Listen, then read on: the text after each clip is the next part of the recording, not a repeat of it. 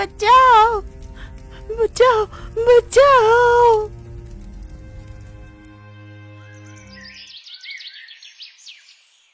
बस, अब बहुत हो गया। अब वो इस गांव में नहीं रह सकती। जब तक वो गांव में रहेगी तब तक हम में से कोई भी चैन से नहीं जी पाएगा। अरे, मेरी बेटी ने कल उसका चेहरा देख लिया था तो वो रात भर नहीं सो पाई। वे इतना डर गई थी कि उसका नाम लेकर चीख कर उठ जाती थी। अरे, जब से मेरे बेटे ने उसका चेहरा देखा है तब से उसका भी कुछ ऐसा ही हाल है। वह तो घर से बाहर निकलने में भी डरता है।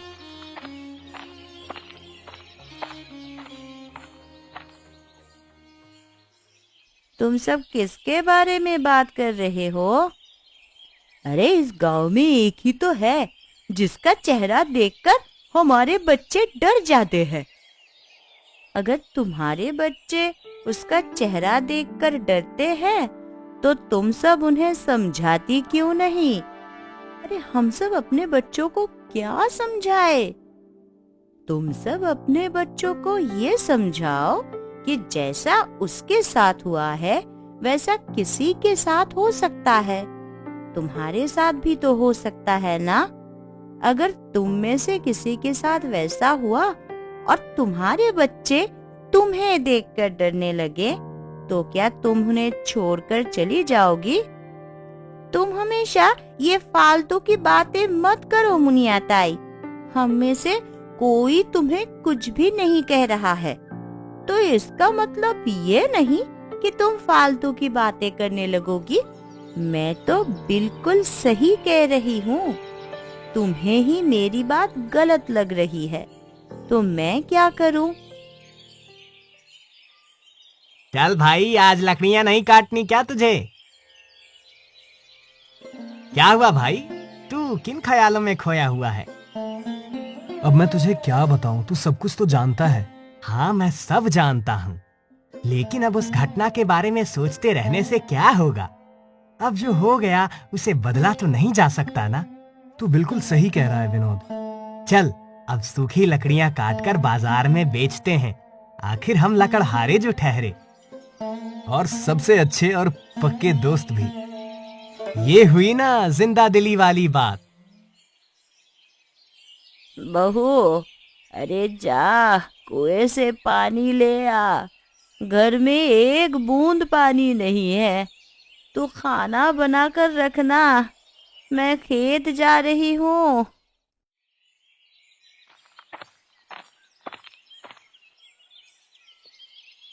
कैसे हो सुलोचना बहन?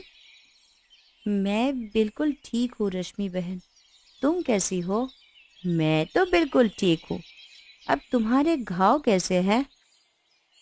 मेरे घाव तो पूरी तरह से भर गए हैं, लेकिन मेरे मन में जो घाव लगे हैं शायद वो कभी नहीं भर पाएंगे। कैसे मन का घाव? मैं कुछ समझी नहीं। बहुत प्यास लगी है, पानी पिला देना चाची।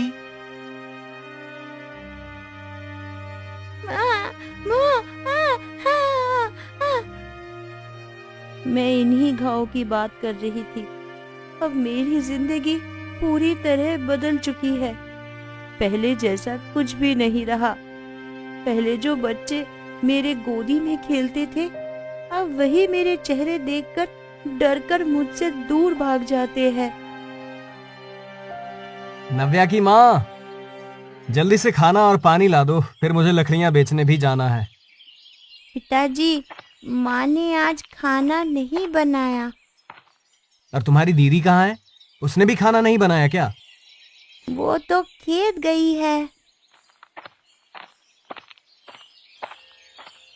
क्या हुआ सुलोचना, तुमने खाना क्यों नहीं बनाया? मैं जानता हूँ सुलोचना, जब से तुम्हारे साथ वो दुर्घटना हुई है तब से तुम रसोई घर में जाने से डरने लगी हो। लेकिन तुम ऐसे कब तक करोगी? आखिर एक न एक दिन तो तुम्हें वो सब भूलना ही होगा।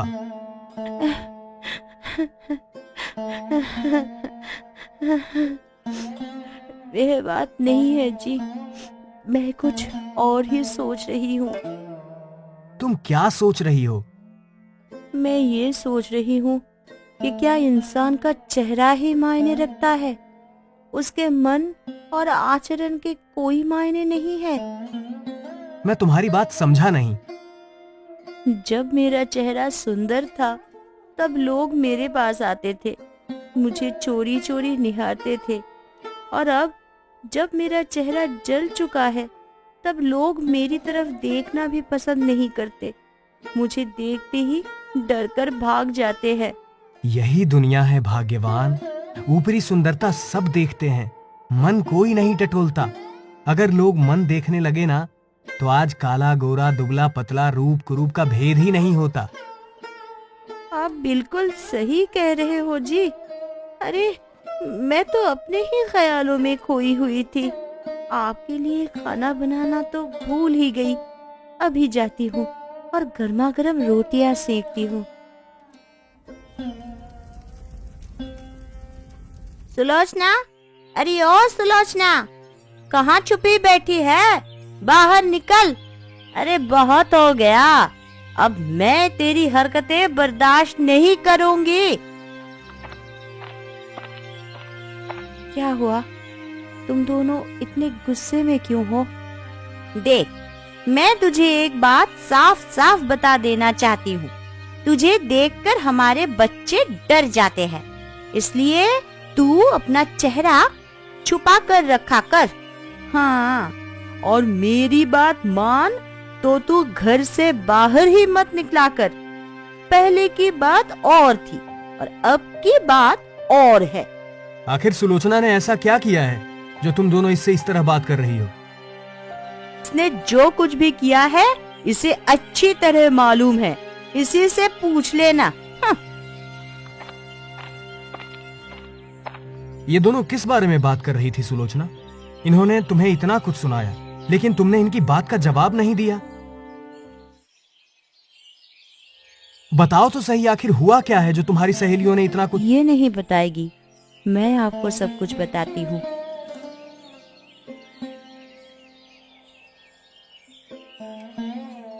अगर ऐसी बात है तो आज के बाद सुलोचना घर से बाहर नहीं निकलेगी।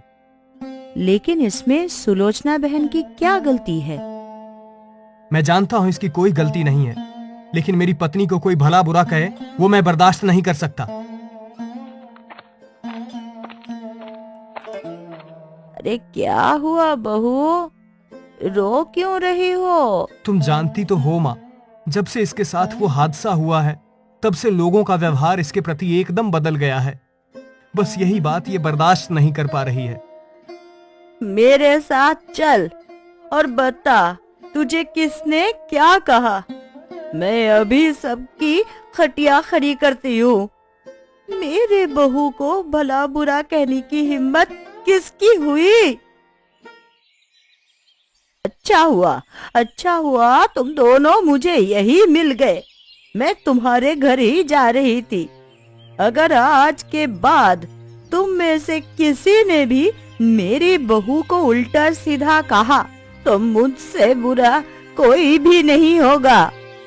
तो क्या तुम्हारी बहू की आरती उतारूं? उसे देखकर हमारे बच्चे डर जाते हैं, तो हम क्या करें? वे तो छोटे बच्चे हैं, तुम तो समझदार हो। तुम उन्हें ये नहीं समझा सकती कि सुलोचना के साथ क्या हुआ है। वे सब हम नहीं जानते, हम बस इतना चाहते हैं कि सुलोचना अपनी जली हुई शक्ल लेकर हमारे बच्चों के सामने ना आए।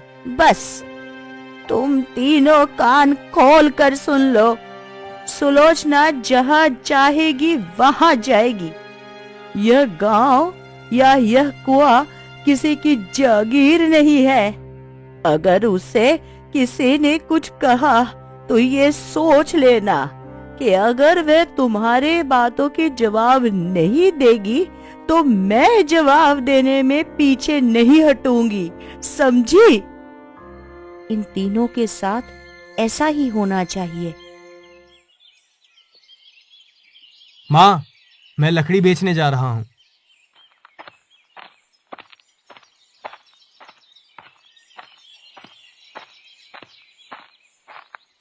लकड़हारा आया, सूखी लकड़ी ले लो।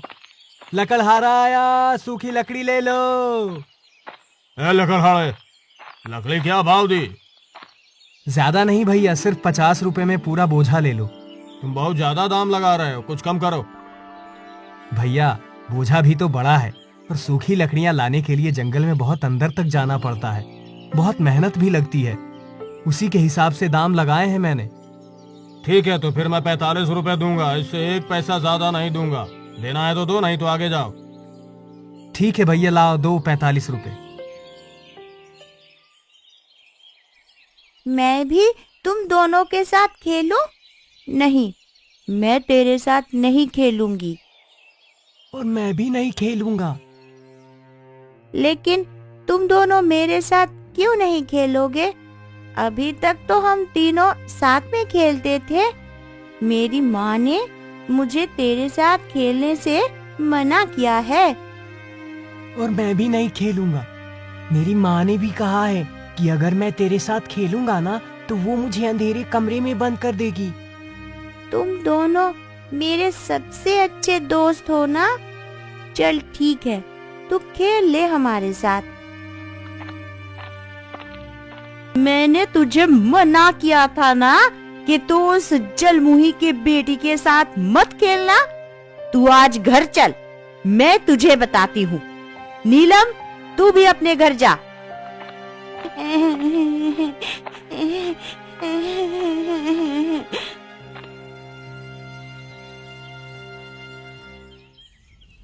क्या हुआ नव्या? तू रो क्यों रही है? मैं कन्नू और नीलम के साथ लंगड़ी खेल रही थी, तो वह कन्नू की माँ आकर उसे डांटते हुए बोली, तू इस जलमुही की बेटी के साथ मत खेल। माँ, ये जलमुही क्या होता है? जिसे भगवान सबसे सुंदर बनाता है उसे ही जलमुही कहते हैं, समझी?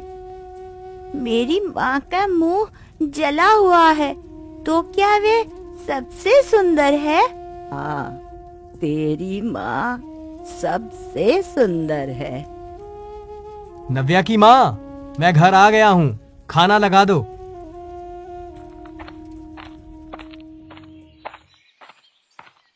अरे आ गई तू? हम तीनों तेरे बारे में ही बात कर रही थी।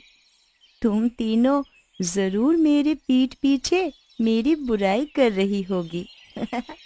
हम अब तेरी बुराई करें? ऐसा कभी नहीं हो सकता। हम चारों तो पक्के सहेलियां हैं। हमारी दोस्ती की तो लोग कसमें खाते रहते हैं, कसमें।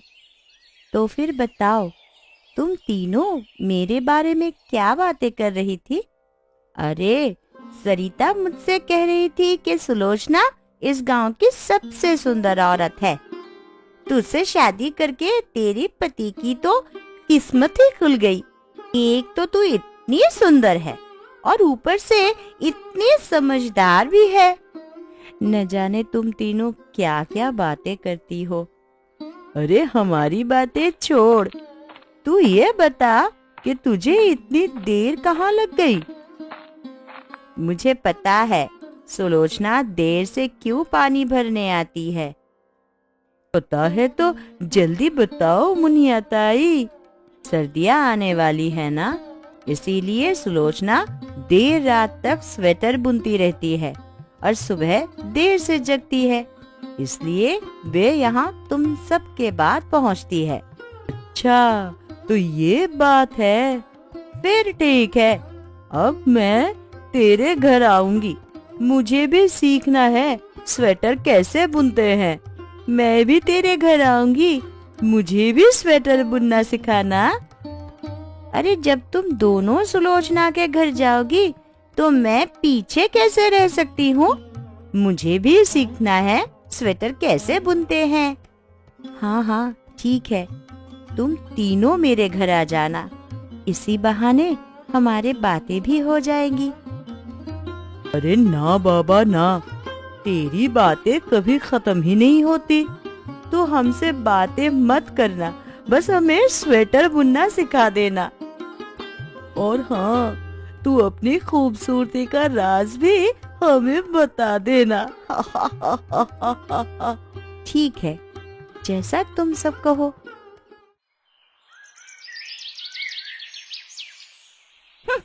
सुबह सुबह इसका मुंह देख लिया। अब न जाने दिन भर कौन कौन से परेशानियां आएंगी। सही कहा तूने, अब तो मेरा पूरा दिन खराब जाने वाला है। अरे अब क्या कहूँ ऐसे बेशर्म लोगों को। कल इसकी सास ने हम सब से जो कुछ भी कहा उसके बारे में मैंने अपनी सास को बताया था। अरे तो उन्होंने क्या कहा? उन्होंने जो कुछ भी कहा वो कुछ दिनों में ही तुम सबको पता चल जाएगा। लकड़हारा आया, सूखी लकड़ी ले लो। लकड़हारा आया, सूखी लकड़ी ले लो। ओ लकड़हारे सुन, आज के बाद यहाँ दिखाई दिया ना तो तेरे लिए अच्छा नहीं होगा। अगर तू अपनी भलाई चाहता तो आज के बाद इस मोहल्ले में दिखाई मत देना। क्या हुआ भाई, तुम मुझसे ऐसा क्यों कह रहे हो? बन तो ऐसे रहा है जैसे तू कुछ जानता ही नहीं। अब तू भोले भाले गांव वालों को और बेवकूफ नहीं बना सकता। अब हम सबको पता चल चुका है कि तू अपनी लकड़ियों पर जादू टोना करता है ताकि तू उन्हें ज्यादा और ऊंचे दाम पर बेच सके। तेरे जादू टोने की वजह से ही तेरी पत्नी भी जल गई। तू क्या चाहता है कि हम सब भी जल जाएं? ये तुम क्या कह रहे हो भाई? मेरी तो कुछ भी समझ में नहीं आ रहा है। चला जा यहाँ से।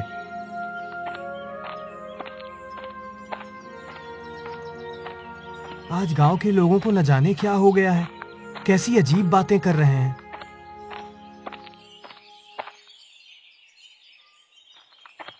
पापा आ गए, पापा आ गए।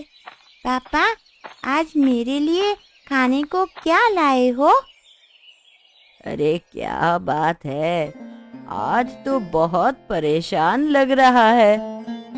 ना जाने आज गांव के लोगों को क्या हो गया है, वो अजीब बातें करने लगे हैं। मुझे कहते हैं कि मैं अपनी लकड़ियों पर जादू टोना करता हूँ और उसी की वजह से सुलोचना जली है, इसलिए आज उन्होंने मुझसे लकड़ियां नहीं खरीदी। मुझे लगता है ये गांव वाले पगला गए हैं। कोई बात नहीं, इस गांव में नहीं तो ना सही, तू कल पड़ोस वाले गांव में जाकर लकड़ियां बेच आना। तू अभी बहुत थका हुआ है रे, खाना खाकर आराम कर ले।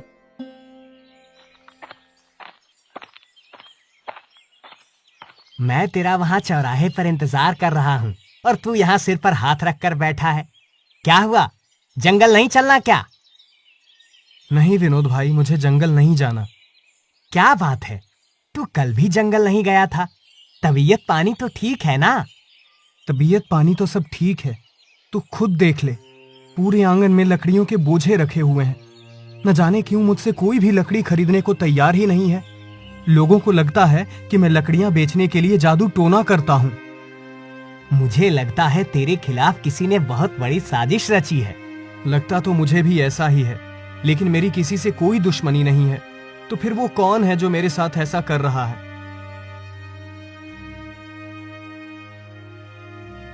मुझे पता है ये सब मेरे कारण हो रहा है। मैं जब तक यहाँ रहूंगी तब तक ऐसा ही होता रहेगा, इसलिए अब मुझे इस घर से जाना होगा। आज मेरा मन लंगड़ी खेलने का नहीं है। नव्या हमारे साथ नहीं खेलती तो मेरा कुछ भी खेलने का मन नहीं करता। तू सही कह रही है, मुझे भी ना उसके साथ खेलने का मन नहीं करता। तो फिर अब हम क्या करें? आज हम दोनों तालाब में नहाने चलते हैं। हाँ चलते हैं। अब मैं यहाँ से कहीं दूर चली जाऊंगी, फिर कभी लौट कर नहीं आऊंगी। अरे ऐसा लगता है जैसे तालाब में कोई डूब रहा है। कन्नू, नीलम, अरे ना जाने आज ये दोनों बच्चे कहाँ चले गए। तुम अपने बच्चे को ढूंढ रही हो क्या? हाँ मुनिया ताई, जाने आज वो दोनों कहाँ चले गए। थोड़ी देर पहले मैंने उन दोनों को तालाब के ओर जाते हुए देखा था।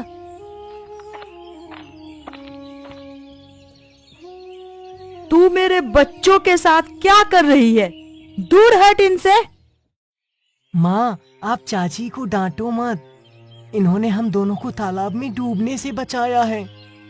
हमें माफ कर दो सुलोचना, हम दोनों ने तुम्हें बहुत गलत समझा। तुम्हारा चेहरा जल जाने की वजह से हम दोनों ने तुम्हारी बहुत बेइज्जती की, तुम्हारे साथ गलत व्यवहार किया, लेकिन फिर भी तुमने हम दोनों की बच्चों की जान बचाई। हम दोनों ही अपने बातों और अपने किए से बहुत शर्मिंदा है। मैं अब ये समझ गई हूँ कि चेहरे चाहे जैसे भी हो, लेकिन मन हमेशा अच्छा होना चाहिए। हमने पहले भी तुम्हारा चेहरा ही देखा था और अभी भी तुम्हारा चेहरा ही देख रहे थे। जलने से पहले सुंदर चेहरा और जलने के बाद